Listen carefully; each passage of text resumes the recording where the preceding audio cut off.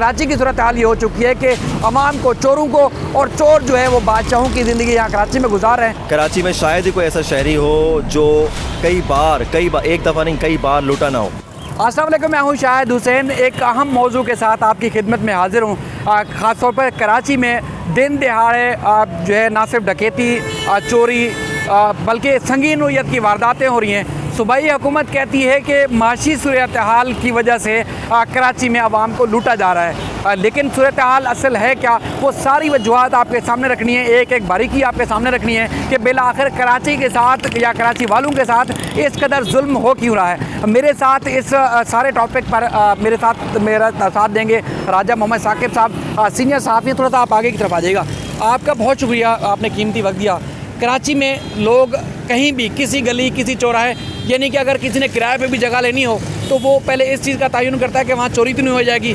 अगर चोरी नहीं होगी तो गाड़ी का पेट्रोल नहीं निकाल लिया जाएगा, गाड़ी का शीशा तो नहीं तोड़ लिया जाएगा। तो यानी कि कहीं भी ना जहनी तौर पर लोग महफूज हैं, ना माशी तौर पर महफूज हैं, ना उनकी इज़्ज़त महफूज है, ना जान और माल महफूज है। आखिर महफूज है क्या? आपने बड़ी स्टोरीज़ की हुई हैं। तो क्या वजह है कि कराची में इतना बड़ा फेलियर है हुक्मरानों का, साहब इक़्तिदार लोगों का, जो करते धरते लोग हैं उनका क्यों फेलियर है, या खुद नहीं करना चाहते वो?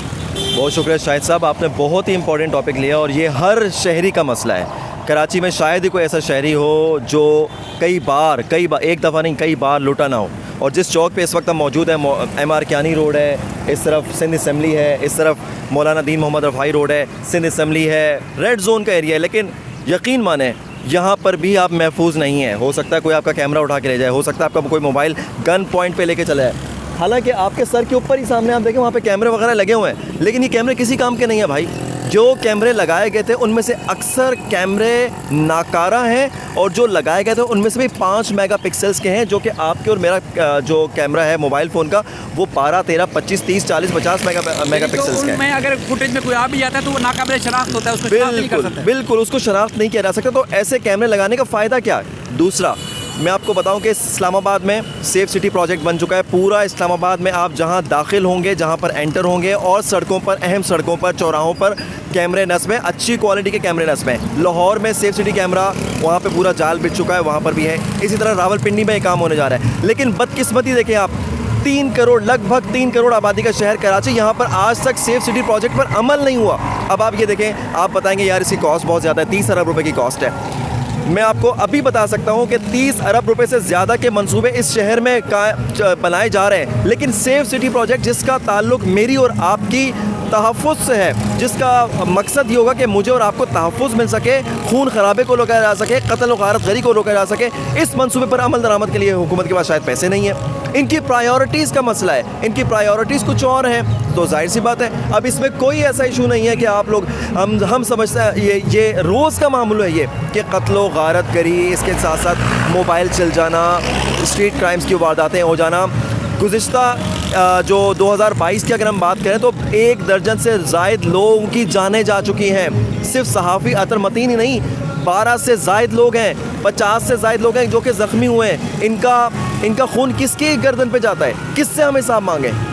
तो जब तक यहाँ पर सेफ़ सिटी का निज़ाम नहीं होगा, जब तक यहाँ पर प्रोएक्टिव पुलिसिंग नहीं होगी, ये सिलसिला जारी रहेगा। अच्छा, पिछले जो एडिशनल IG कराची थे, यानी कि कराची पुलिस चीफ थे, उन्होंने बयान दिया मीडिया पे कि बाहर से डकैत आते हैं, लूट के चले जाते हैं, क्योंकि यहाँ डकैती आसान है, शायद इस वजह से। अगले दिन उनका तबादला कर दिया गया, गुलाम नबी मेमन साहब को दोबारा जो है कराची का चीफ लगा दिया गया है, लेकिन सूरत हाल कंट्रोल होने के बजाय मज़ीद बढ़ गई है। क्या गुलाम नबी मेमन के खिलाफ साजिश है, या कराची में ऐसी लाकानूनियत है कि किसी भी सूबे से उठ के आता है डकैत, चोर, लुटेरा, यहाँ पे ना सिर्फ लोगों को लूट के चला जाता है बल्कि उन लोगों की जानें भी लेके चला जाता है और बासानी फरार भी हो जाता है? इसमें तो कोई शक नहीं है कि ये जो इलाकाई और गैर इलाकाई जो बात की जाए कि भाई ये बाहर से आ गया और अंदर से आ गया, कॉन्स्टिट्यूशन ऑफ पाकिस्तान के तहत कोई भी शहरी पाकिस्तान का, कोई भी शहरी पाकिस्तान के किसी भी हिस्से में रह सकता है, जा सकता है, आ सकता है। ये तो बिल्कुल बेवकूफ़ाना बात है कि आप कहें कि बाहर से लोग आते हैं, बाहर से आते हैं, तो आप कहाँ हैं? आपकी पुलिसिंग का है? दुबई में 90% लोग गैर इलाकाई हैं, वहाँ के मकामी नहीं, गैर मकामी लोग हैं। तो क्या हम उसका जिम्मेदार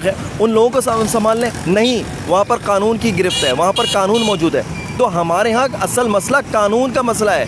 अगर कोई, और ये पुलिस ऑफिसर की आपने बात की, कराची पुलिस के चीफ की बात की, क्या इनका काम बयान देना है क्या?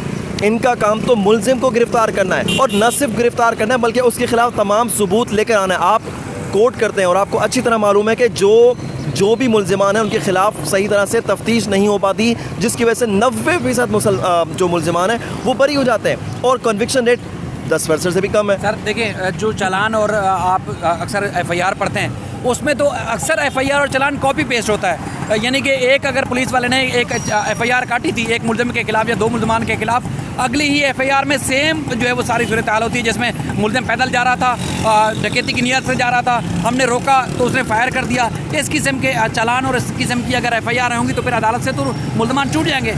बिल्कुल सही कहा आपने। जब तक यहाँ पर तफ्तीश का निज़ाम बेहतर नहीं होगा, सेफ सिटी कैमराज यानी कि टेक्नोलॉजी को इस्तेमाल नहीं किया जाएगा, उसके साथ साथ इसको प्रायोरिटी नंबर 1 नहीं बनाया जाएगा कि कराची में सिर्फ ये काफ़ी नहीं था कि दहशतगर्दी ख़त्म कर दी गई और बड़े जराइम ख़त्म हो गए तो इस पर हम ढोल मचाते फिरें, बल्कि इससे आगे जब तक नहीं जाएंगे तो ये सारा अमन कुछ देर के लिए होता है। उस अमन को बेहतर बनाने, मुस्तहकम बनाने के लिए हमें ज़रूरी है कि शहर को इसका हक दिया जाए। सबसे पहला हक जान और माल का तहफ़्फ़ुज़ है, और उस तहफ़्फ़ुज़ के लिए आज टेक्नोलॉजी को इस्तेमाल करना होगा, आज पुलिसिंग के निज़ाम को बेहतर बनाना होगा, तफ्तीश बेहतर बनानी होगी।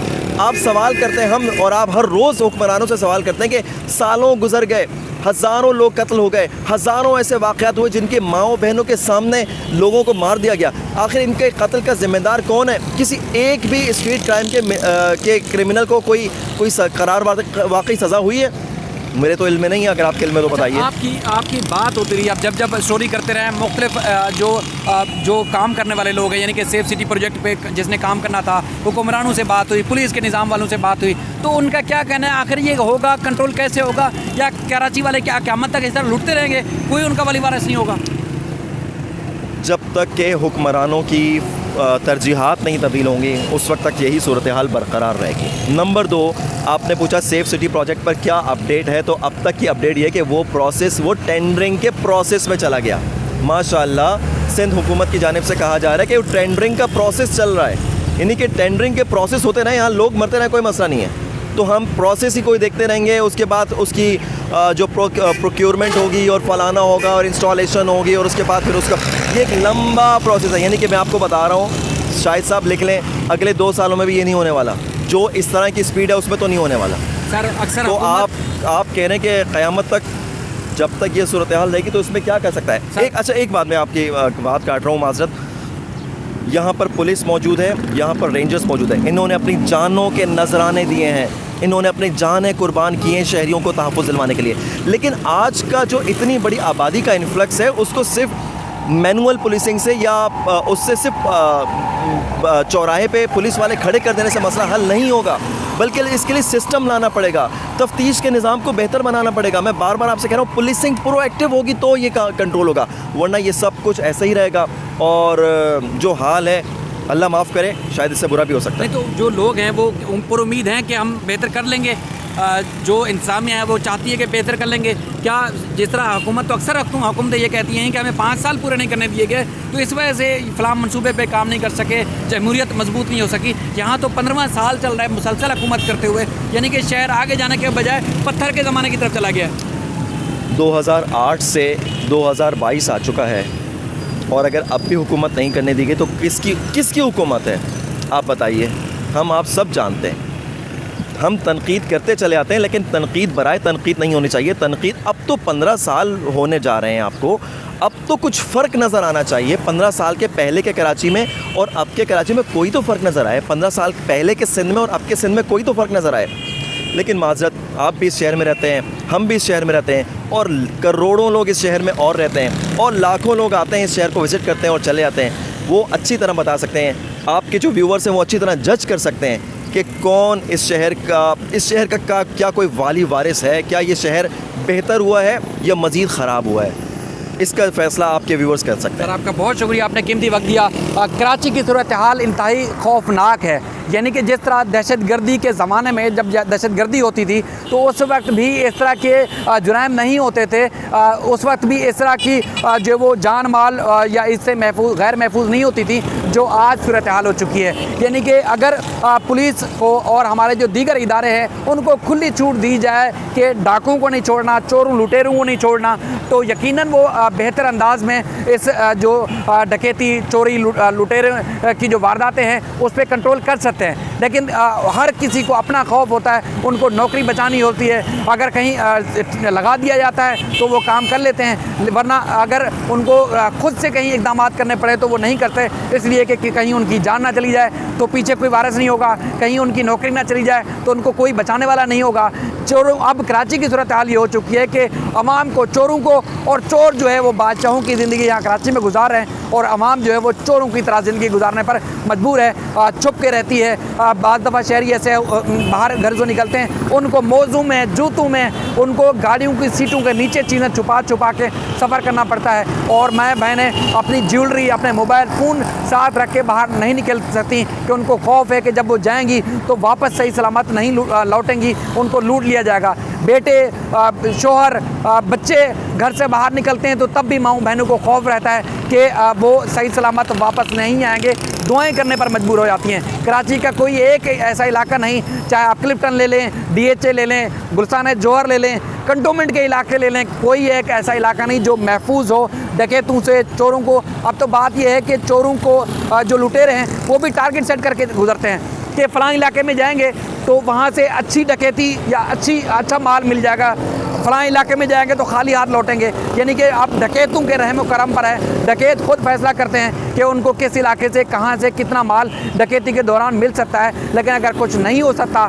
अगर कुछ नहीं बन पाता, अगर कोई महफूज नहीं हो सकता तो वो कराची के शहरी हैं। पुलिस भी मौजूद है, रेंजर्स भी मौजूद है, फ़ौज भी मौजूद है, इंटेलिजेंस के इदारे भी मौजूद हैं, हुकूमतें भी मौजूद हैं, सब कोई मौजूद है। अगर कोई गैर महफूज है इन सब के होने के बावजूद तो कराची की आवाम गैर महफूज है। हमारी कोशिश थी कि हम हक़ाइक़ आप तक पहुँचाएँ, फ़ैसला आपने करना है। मैं जाते जाते आपसे कहूँ कि बेशुमार हमारे दोस्त हैं जो देखते हैं लेकिन उन्होंने सब्सक्राइब नहीं किया हुआ, तो आप चाहते हैं कि आपको कराची के मामलात, मुल्क के मामलात, अदालती और उसके बाद फिर मुख्तलिफ जो मनसूबों के मामलात अगर आप बर वक्त सुनना चाहते हैं, देखना चाहते हैं तो आप चैनल को ज़रूर सब्सक्राइब करें ताकि जो वीडियो मैं आप तक या जो पैगाम आप तक पहुंचाना चाहता हूं वो आप तक बराह रास्त तो डायरेक्ट पहुंचे। बहुत सारे लोग हैं देखते ज़रूर हैं लेकिन उन्होंने सब्सक्राइब नहीं किया हुआ, तो आप सब्सक्राइब करेंगे तो आपको और मुझे दोनों का फ़ायदा होगा। अपना ख्याल रखिएगा। अल्लाह हाफ़िज़।